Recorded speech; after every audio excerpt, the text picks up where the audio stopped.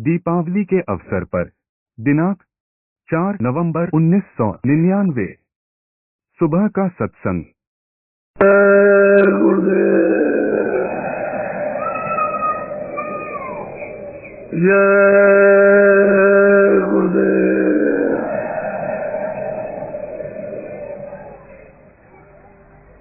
जय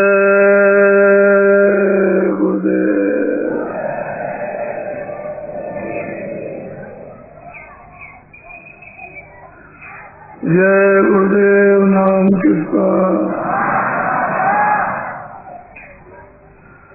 जय गुरुदेव। नाम किसका?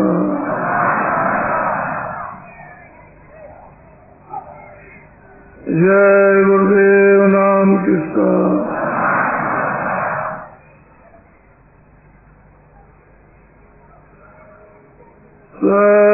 सतगुरु सतनाम तुमको लाखों प्रणाम।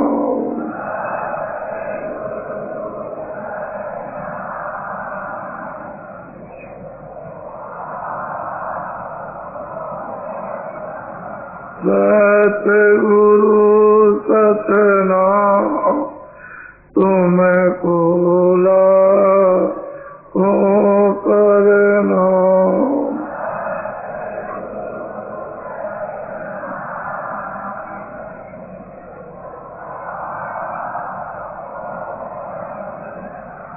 कोटिन सूरज चाँद सितारे,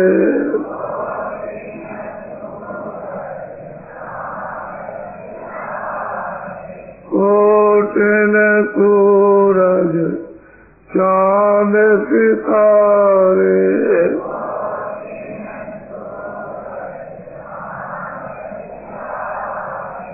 रोम रोम में करे उजारे,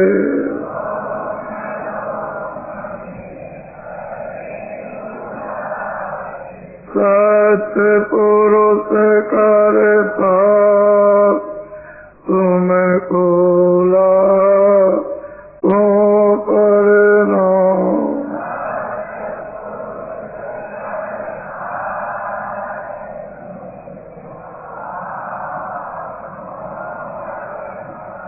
अरबों सूरज चाँद सितारे,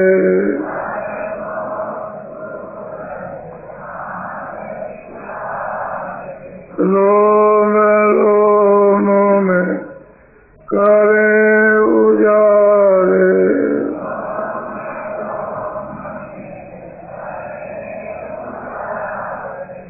अलख पुरुष करता तुमको लाखों प्रणाम।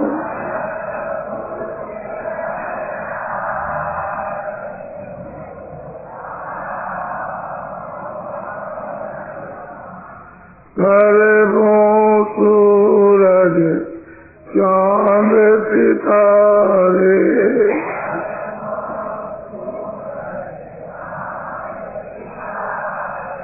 अरबों सूरज चाँद सितारे,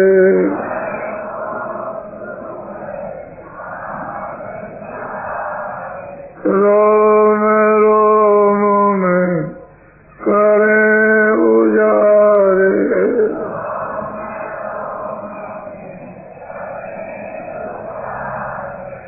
अगम पुरुष करता तुमको लाखों प्रणाम।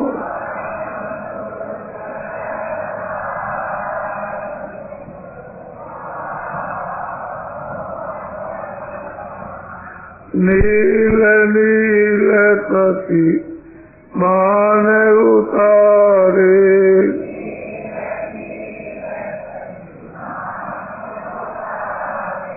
नील नील सती मान उतारे,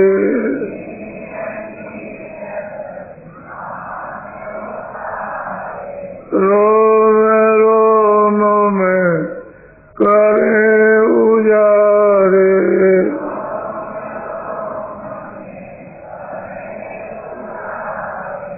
अनामी पुरुष करता तुमको लाखों प्रणाम।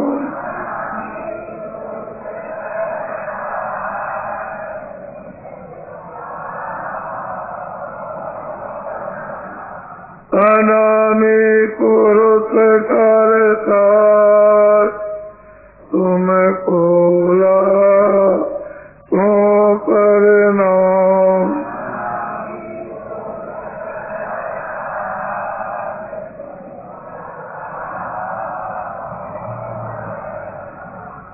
अनामी पुरुष करता तुमको लाखों प्रणाम।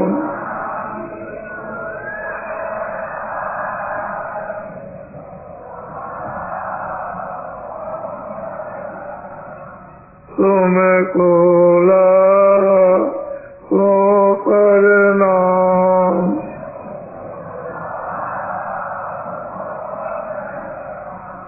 तुमको लाखों प्रणाम।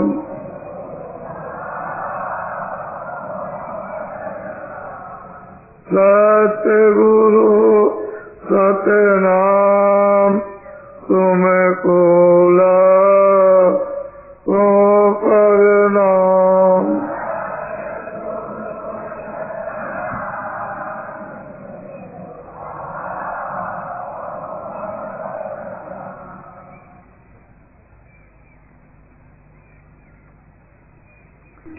ये वचनी वाणी ऐसे कि इधर से उठाओ उधर को चलाओ, समझ के जो फंसे उनको निकालो और जो निकले उनको पहुंचाओ, तो उनका काम। तो उनसे प्रेम करोगे तो मिल ही जाएगा। अगर प्रेम करोगे तो अमूल्य चीज आप उनसे पाओगे, और प्रेम नहीं करोगे तो कुछ भी नहीं। किसी को गाली गलौज करोगे क्यों बैठेगा? अगर पिलाने वाले को पानी पिला रहा, कोई रोटी खिला उसको गाली दोगे तो चुपचाप रोटी दर देगा, बोलेंगे। और जब कहोगे भाई हम भूखे हैं और आप दयावान तत्काल रोटी खिला पानी पिलाएगा। बस यही बात है। परमात्मा में जीव कल्याण के लिए भीख मांगी जाती है कि हम पर दया कीजिए, कृपा कीजिए, हम भिखारी हैं, हम भूखे हैं, हम तड़प रहे हैं, हम दुखी हैं और हम जानते थे, तो दया जाती महापुरुषों को।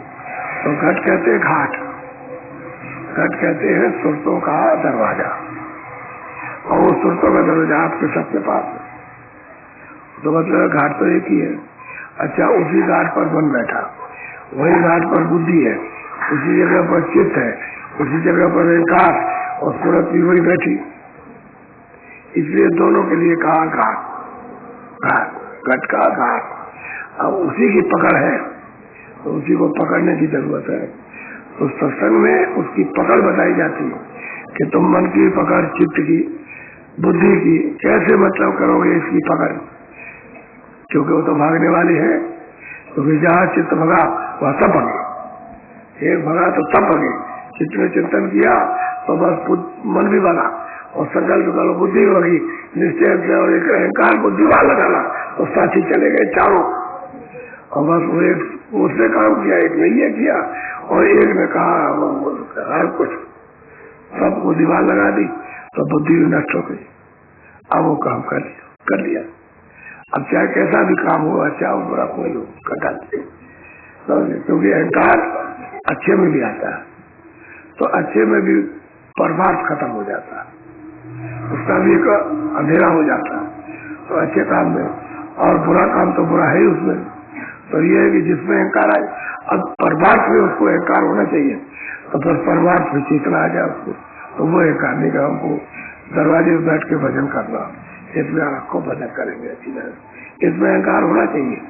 अगर उसकी तरक्की हो, झूठा अहंकार करता तो बुद्धि काम नहीं करती। तो आप सबकी पकड़ करनी है कि चित्त कैसे पकड़ा जाएगा, मन कैसे, बुद्धि कैसे पकड़ी जाएगी, और अहंकार कैसे सवार नहीं होगा।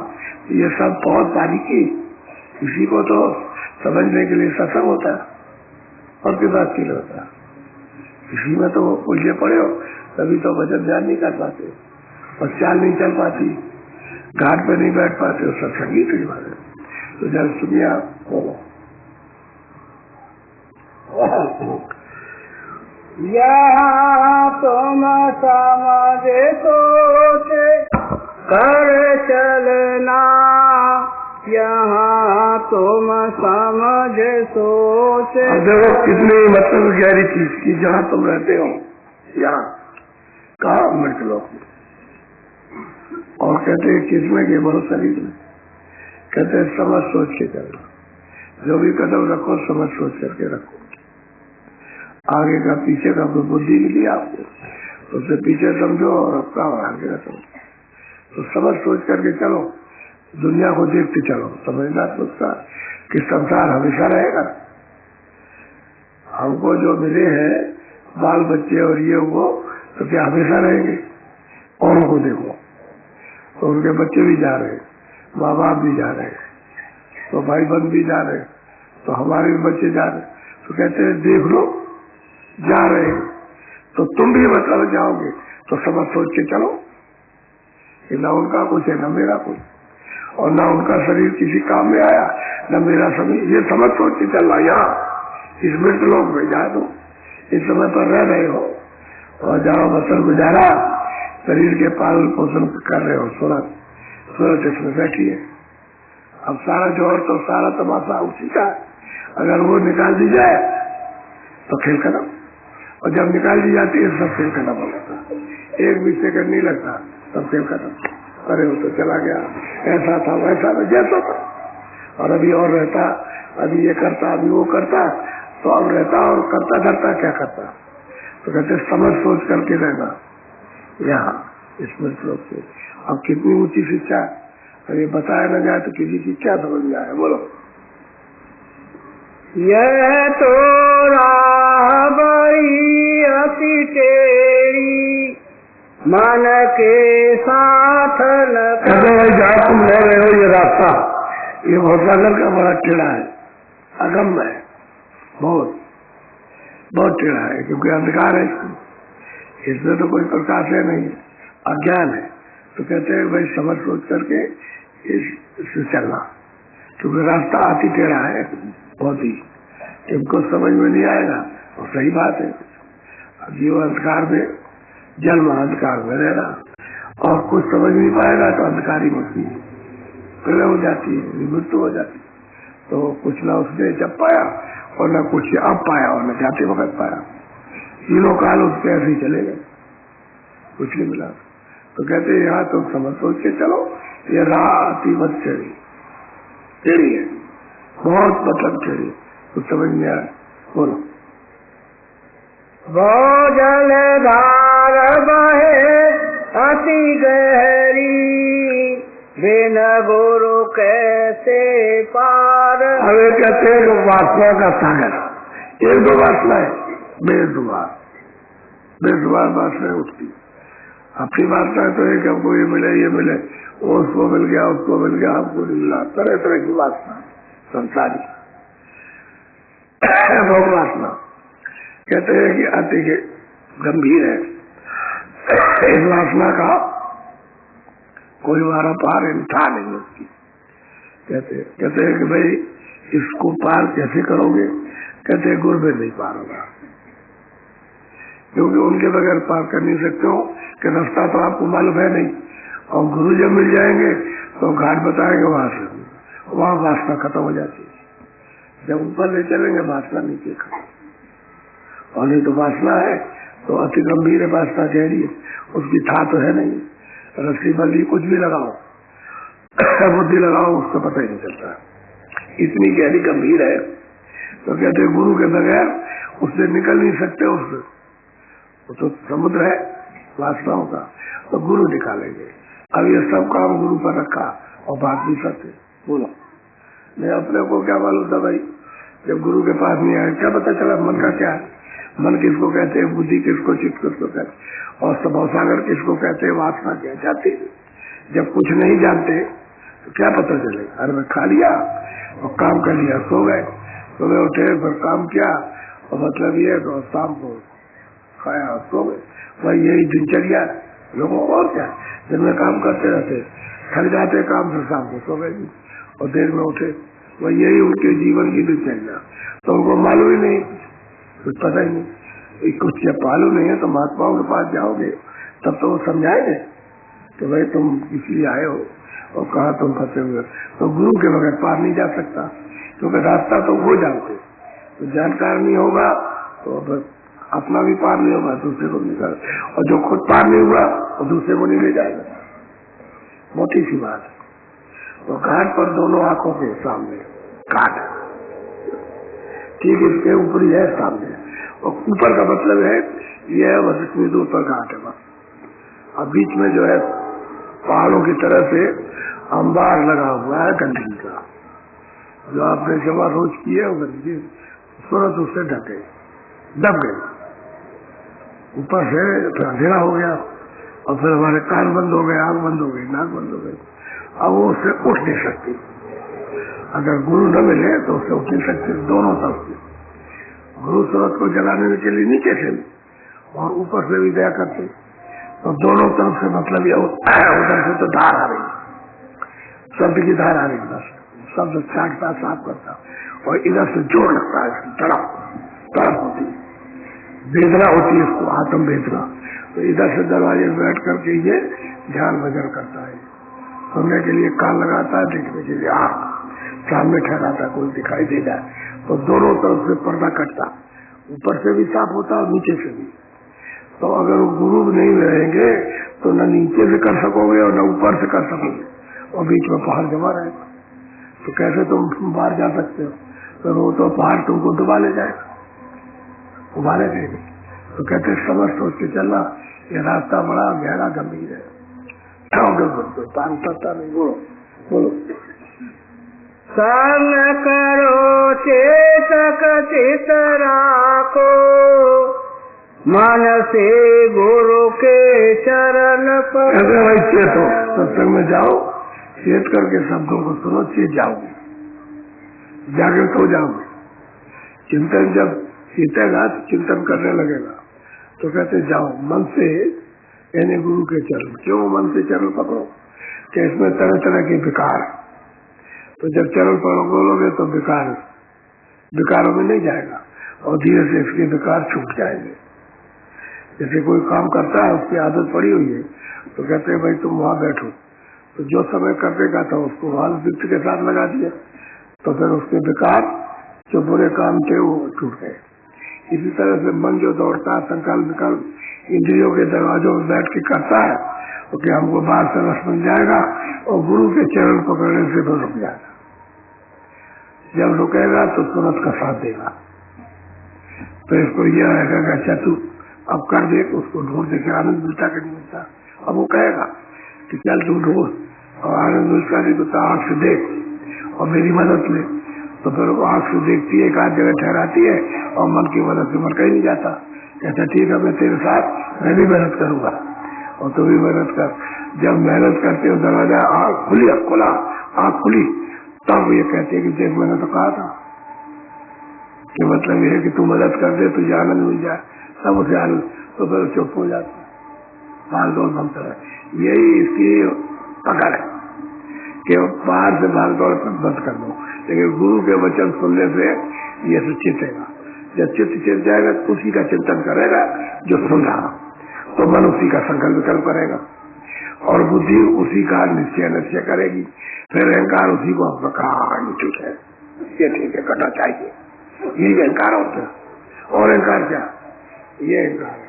तो सत्संग सुन करके चेता बुद्धि जगी, मन का जो दौड़ दूर से खत्म हो, और अहंकार ने दिमाग लगा दी करना है, ये करना जरूरी है, अब इसको मेरा नहीं छोड़ सकते। ये अहंकार बस परमार्थ का काम करने लगा, और वचन न सुनने से बस कुछ नहीं, चित्त मतलब ये कुछ नहीं चेतेगा, और वो जिसमें लगा हुआ वही काम करेगा, और बुद्धि कुछ नहीं कर सकती। मन जो है अपना इंद्रियों के दरवाजों से भागता रहेगा, और अहंकार वो झूठा, अंधेरे का अहंकार, परमार्थ का नहीं, किसी ने कहा नहीं कुछ नहीं, जो मरो, कोई कहता मरो, कोई कहता गाली दो, कोई कहता तो उसी में वही अहंकार है, यही अहंकार होता। ये अहंकार जब चरणों में लगेगा ये खत्म हो जाता, ये रुक जाता और सूरत का साथ देता है। बोलो। छल बल कपट छोड़ कर बर तो गुरु के वचन समझ। कहते हैं कि अपना बल, अपनी चतुराई होती है। ये कहते हैं कि चल ये कपट जो है दुरा दुरा के रखते हो और करते रहते को नहीं जानता, जानता कहते नहीं, वो तो जानता कह देंगे तुम भाग जाओगे, वो अगर सच्ची बात कहते भाग जाओगे। और जिन लोगों से कह दिया आज तक लौट के नहीं आए, उनको सच्ची बात बता दी तो मतलब है लौट के नहीं आएंगे, भाग जाएंगे, कहेंगे ये तो कुछ नहीं, फिर नहीं आएंगे, फिर अपना करते रहे। तो कहते हैं कि कुर के बचन, छल बल छोड़ो, प्रीत प्रतीत प्रेम विश्वास आशा, मतलब ये उसके पत्र करो, और ये जो कपट करते हो उसको छोड़ दो, निष्कपटी बनो, चाहे अच्छा हो चाहे बुरा, बुरा से बुरा हो और अच्छी से अच्छा हो, इसमें निष्कपट रहना चाहिए। किसके पास?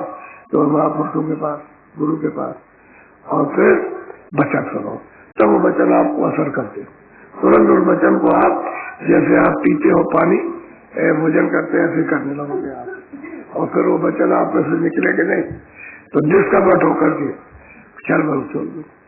अरे कपट से बल जो समझते हो वो धोखा है, वो बल नहीं है, धोखा हो जाता है। बोलो।